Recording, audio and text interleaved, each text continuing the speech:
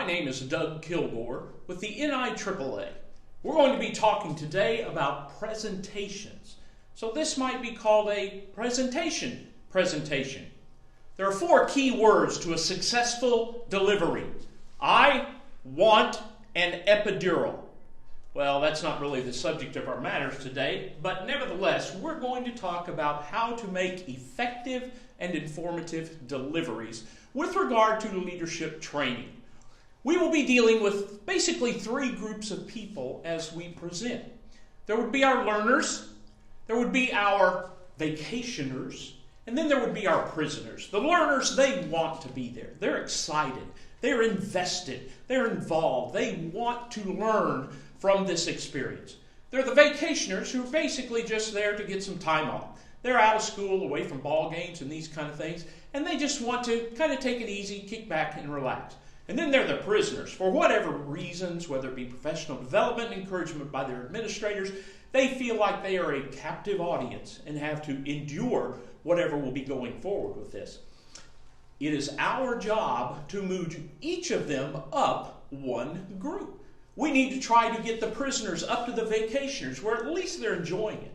We need to try to get the vacationers up to the learners, so at least they're going to be involved and they will absorb and learn from this experience in the time they are invested in.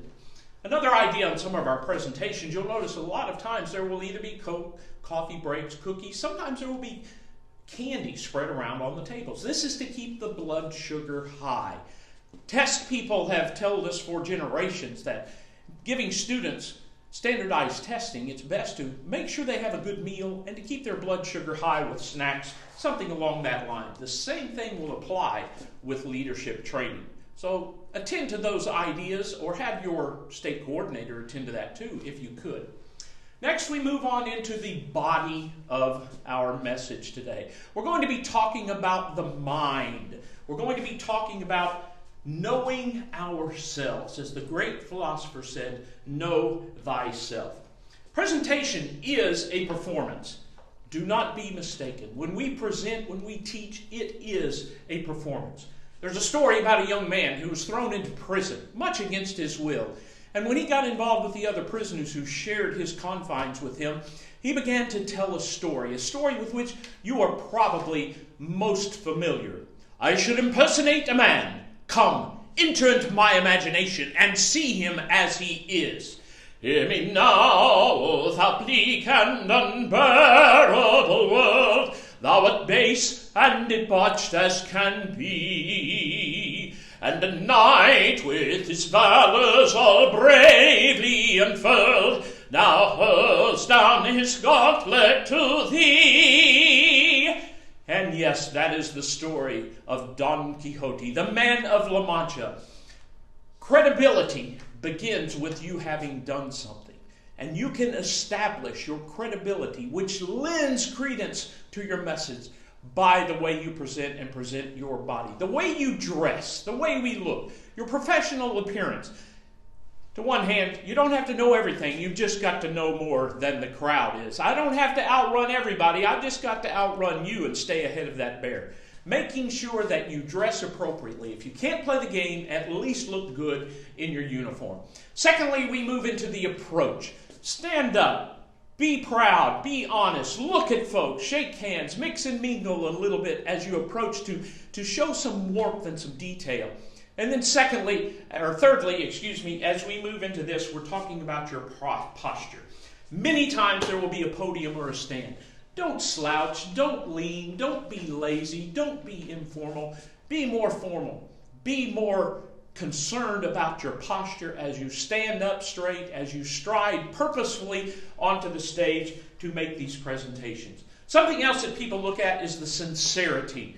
People need to know that you really believe in this message and that you believe in the ability to present this message. And one of the greatest things we can do is to adapt this conversational tone, to just discuss things. We don't have to shout. We don't have to be all that loud and bombastic in these kind of presentations. Be conversational. Think of Dr. John.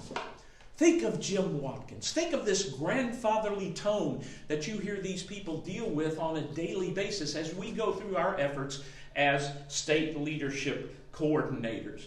And we move on a little bit more into our knowing ourselves, or to know thyself routine. The eyes are the windows of the soul. We can tell a vast amount of information about people, and they can tell about us by connecting with our eyes. To look them, about 3 seconds would establish some content within the realm of someone. If you look at them sincerely in their eyes during your presentations for about 3 seconds, they will know they're engaged. They will know that you are looking at them with importance. You are giving them some importance within this presentation. So don't be afraid to look at them. We need to think about focusing on what we're going to do. The focus is what we're going to communicate. We'll assume that we are well versed in our information, but we also need to know about to whom we're going to communicate this message.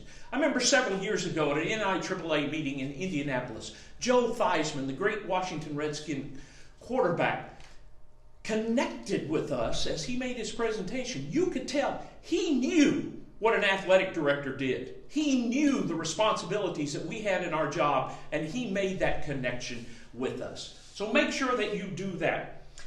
About the easiest thing I can say for you to do in your presentation is 3 steps.